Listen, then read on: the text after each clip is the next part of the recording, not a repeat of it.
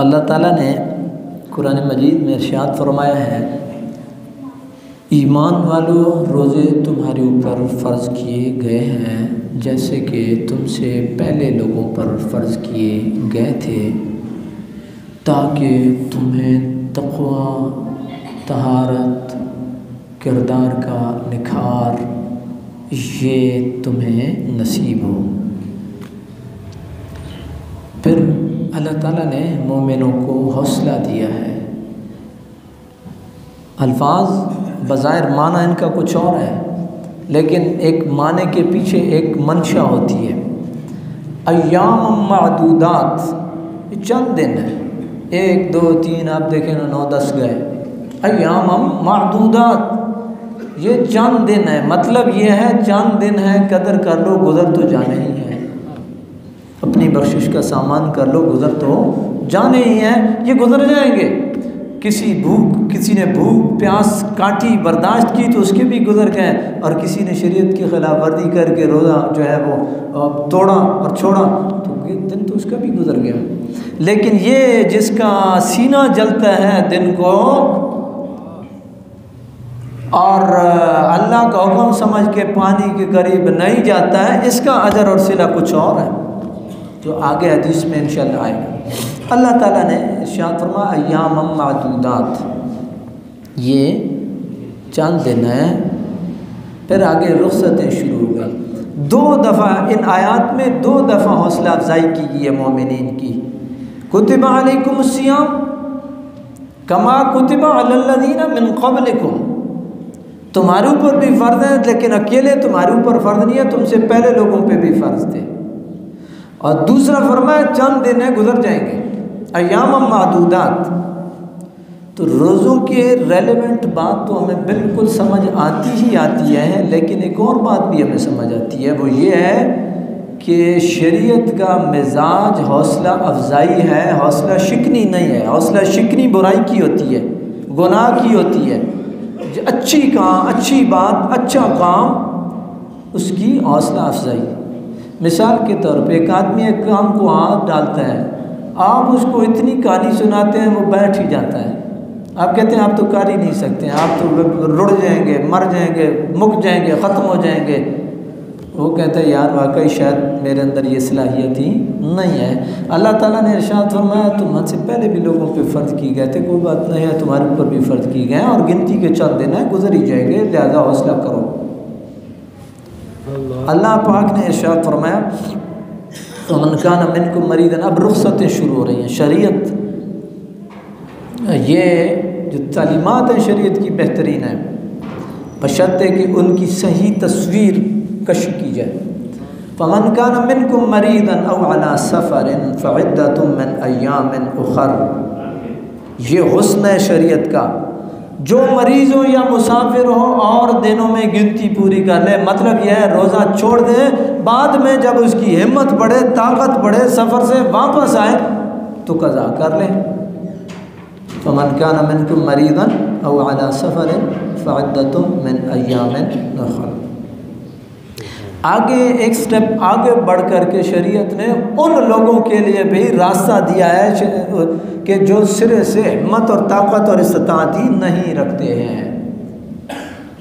وَعَلَى الَّذِينَ يُطِيقُونَهُ فِدْيَةٌ طَعَامُ مِسْكِينٍ، وہ لوگ جو روزے کی استطاعت نہیں رکھتے ہیں سرے سے، ان کے اوپر فدیہ ہے، اور وہ ہے ایک مسکین کو 2 وقت کا کھانا کھلانا، یہ فدیہ ہے۔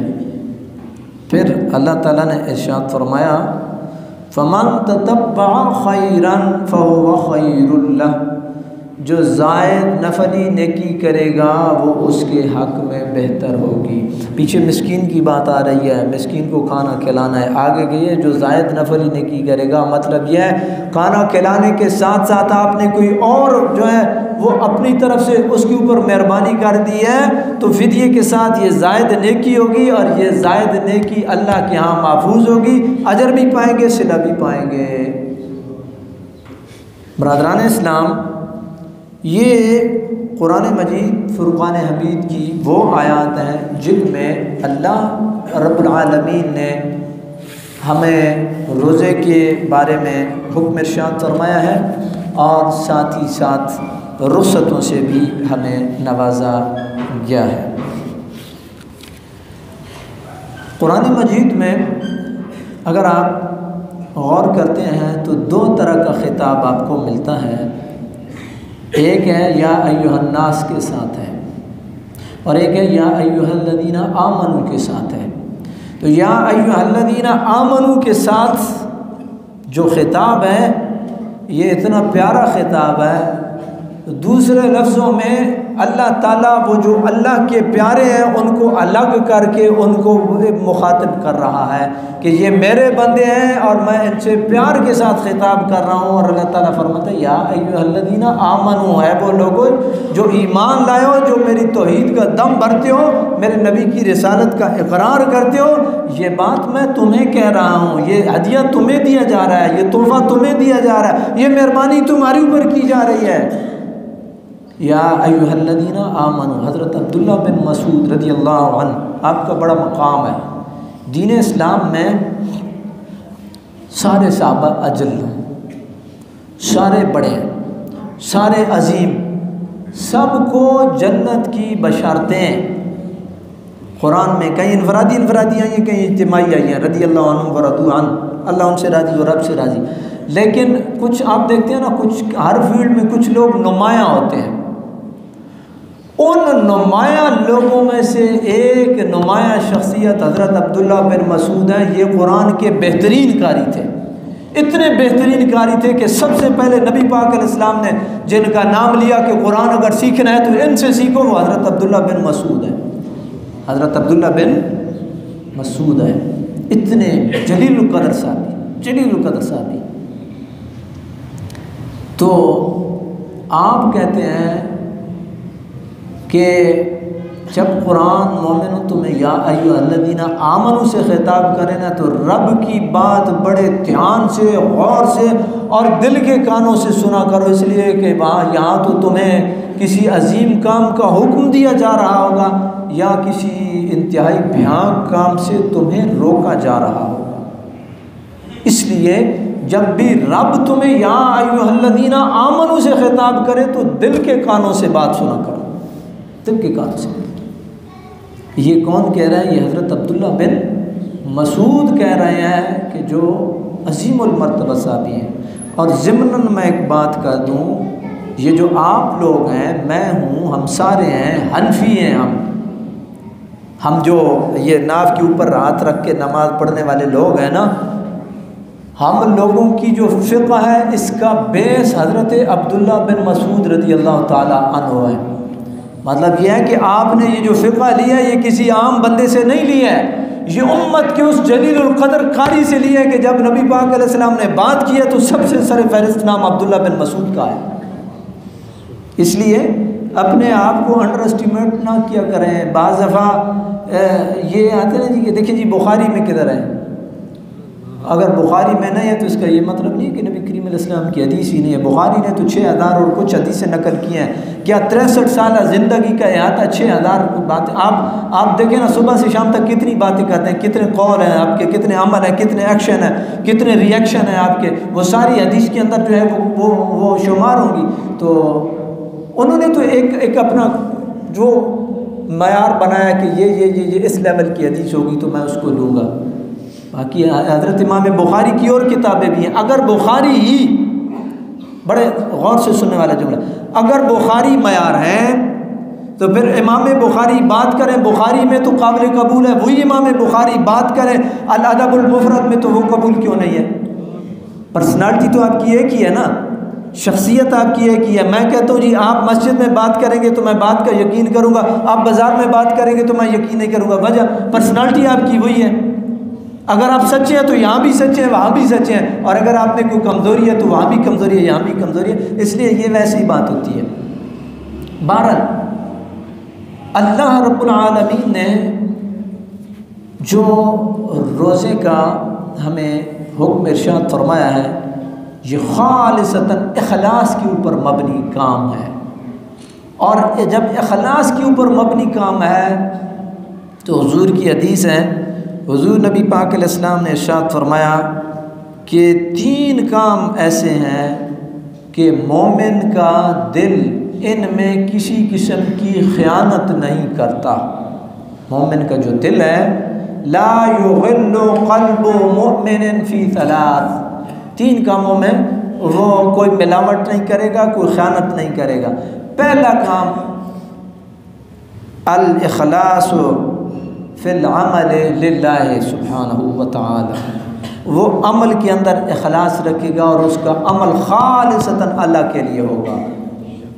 اس میں سے اگر آپ دیکھتے ہیں تو آپ کا روزہ ہے جہاں آپ کا دل خالصتاً للہ فی اللہ اللہ کے آگے جھکا ہوتا ہے، حالانکہ آپ جب گھر میں تنہا ہوتے ہیں، کوئی آپ کو دیکھ نہیں رہا ہوتا ہے تو آپ پانی بھی پی سکتے ہیں، کھانا بھی کھا سکتے ہیں، کوئی اور کام کر سکتے ہیں، لیکن اخلاص العمل للہ، آپ کا دل گواہی دیتا ہے کہ میرے رب نے مجھے منع کیا لہذا میں نے قریب نہیں جانا ہے، تو پھر اس کا اجر اور صلہ کیا ملتا ہے۔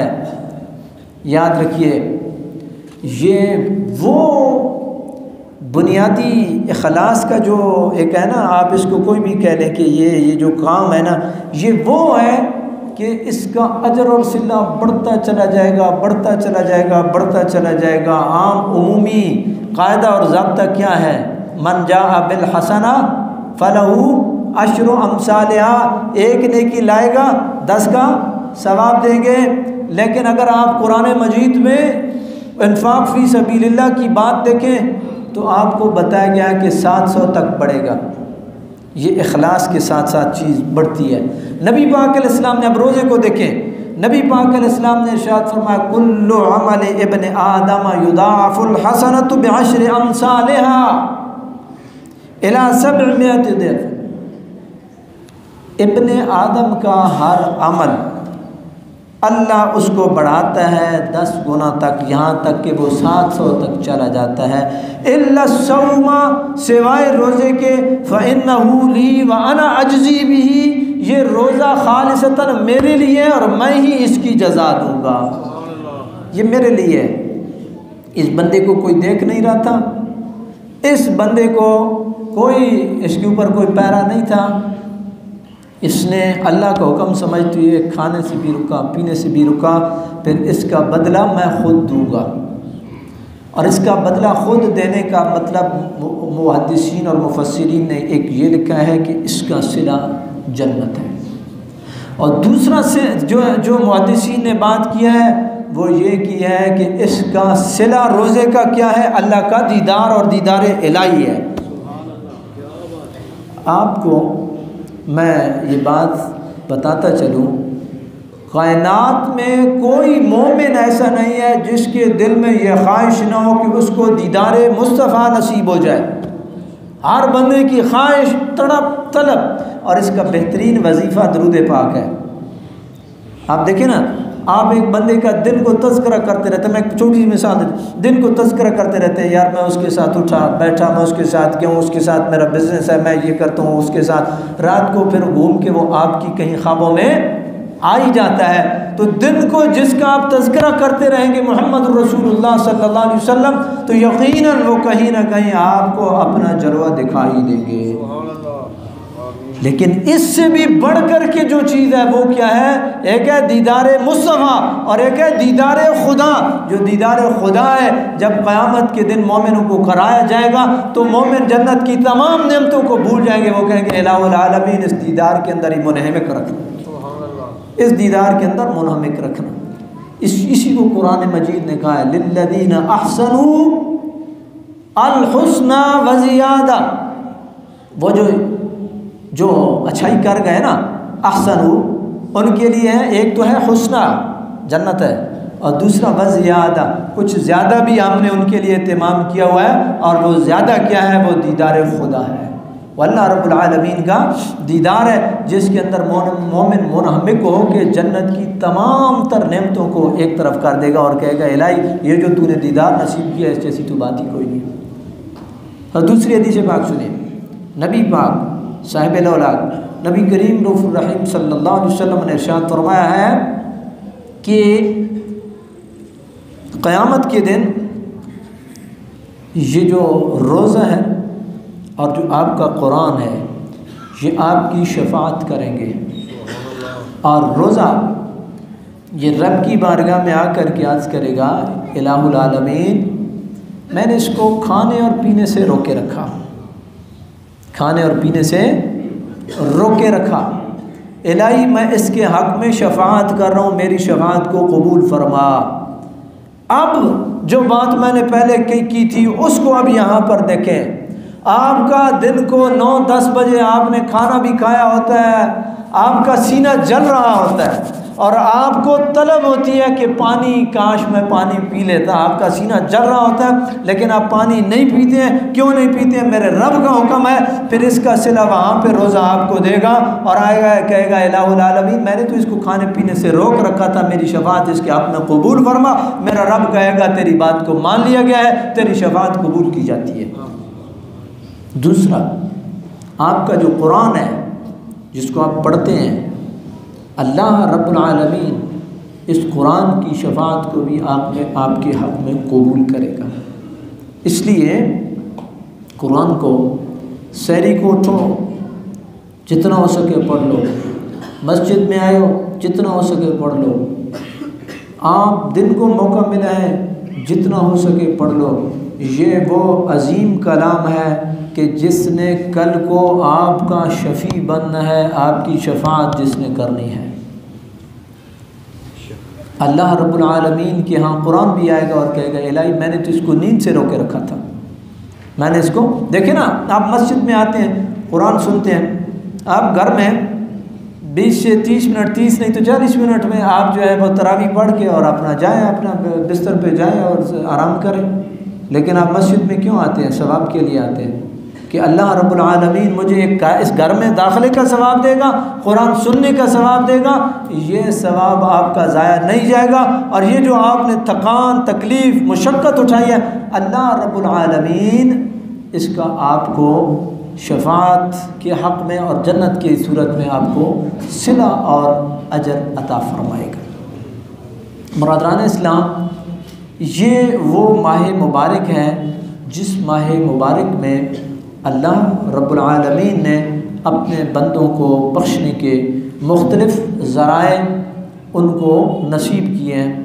کوئی بھلے کوئی بھی اویل کر لے، کوئی بھی وہ اس کو میسر آ جائے تو اللہ تعالیٰ کی ذات بہرحال مہربانی فرمانے والی ہے۔ بہت ساری چیزیں جن کا شاید احاطہ ممکن نہیں ہے، تاہم 1-2 مسائل میں آپ کی گوش گزار روزے کے حوالے سے کرنا چاہوں گا۔ پتہ نہیں میں نے آپ کے پہلے گوش گزار کیا تھا یا نہیں کیا تھا، واللہ عالم بالصواب، کہ جو کوئی آدمی مریض ہے اور اس کو وقتی طور پہ پرابلم ہو گیا ہے تو وہ فدیہ دے کے جان نہیں چھڑا سکتا ہے، یہ ذہن میں رکھی گئے۔ 1-2 دن کے لیے بخار ہو گیا، ایکسیڈنٹ ہو گیا، مائنر سی چوٹیں آ گئیں، تو وہ فدیہ دے کے جان نہیں چھڑا سکے گا، بلکہ وہ بعد میں قضا کرے گا، کیونکہ اس کو اپنی صحت یابی کی کبھی امید ہے۔ تو اللہ تعالیٰ نے فرمایا فَمَنْ كَانَ مِنْكُمْ مَرِيضًا أَوْ عَلَىٰ سَفَرٍ فَعِدَّةٌ مِّنْ أَيَّامٍ أُخَرَ، بعد کے دنوں میں قضا کرے گا۔ اسی طریقے سے مسافر ہے، اگر اس کو دقت ہے، تکلیف ہے سفر کے اندر اور وہ سمجھتا ہے کہ میں روزہ توڑ نہیں چڑھا پاؤں گا، اور یاد رکھیے یہ نہ ڈاکٹر کوئی حتمی بات کر سکتا ہے اور نہ ہی مفتی اور مولانا کوئی حتمی بات کر سکتا ہے، یہ بندے کو خود پتہ ہوتا ہے کہ میں روزہ توڑ لگا پاؤں گا، دبا پاؤں گا، توڑ چڑھا لوں گا یا نہیں چڑھا سکوں گا۔ بندے کو اندازہ ہوتا ہے اپنا کہ میری صحت کیسی ہے، میری طبیعت کیسی ہے، بندے کو بالکل اندازہ ہوتا ہے 100%۔ جس طرح ہوتا ہے نا کہ پیپر آپ دے کے آتے ہیں تو رزلٹ تو آپ کو پتہ ہوتا ہے، ویسے تھوڑے سے شرما بھی رہتے ہیں، تھوڑے سے گھبرا بھی رہتے ہیں، بتا نہیں رہتے ہیں، اسی طریقے سے روزے کا بھی پتہ ہوتا ہے۔ تو اگر اس طرح کی کوئی پوزیشن ہے تو آپ روزہ مرض کی حالت میں بھی چھوڑ سکتے ہیں، سفر کی حالت میں بھی چھوڑ سکتے ہیں، بعد میں آپ قضا کریں گے۔ اگر آپ نے فدیہ دے دیا ہے تو فدیہ آپ کا نفل ہو جائے گا، قضا آپ کے اوپر بدستور جو ہے وہ قائم رہے گی۔ اور فدیہ وہ جتنا فطرانے کی مقدار ہے اتنا ہی فدیے کی مقدار ایک دن کے روزے کی ہوتی ہے۔ یہ فدیہ صرف ان لوگوں کے لیے ہے کہ جو یا تو انتہائی ضعیف العمر ہیں، ایسی ایج کے ایسے حصے میں داخل ہو گئے کہ اب ان سے روزہ رکھا نہیں جا سکتا، یا ایسا پیشنٹ ہے کہ جو بالکل روزہ رکھنے کی جس کے اندر سخت ہی نہیں ہے، تو وہ فدیہ دے گا اور اس کی جانب سے فدیہ جو ہے وہ قبول کیا جائے گا۔ علاوہ ازیں فدیہ جو ہے وہ نفلی چلا جائے گا، آپ کو بعد میں قضا بہر صورت کرنی لازم ہوگی۔ اللہ رب العالمین کی بارگاہ میں یہ دعا ہے، اللہ تعالی ہمیں دین کو سمجھ کے عمل کی توفیق نصیب فرمائے۔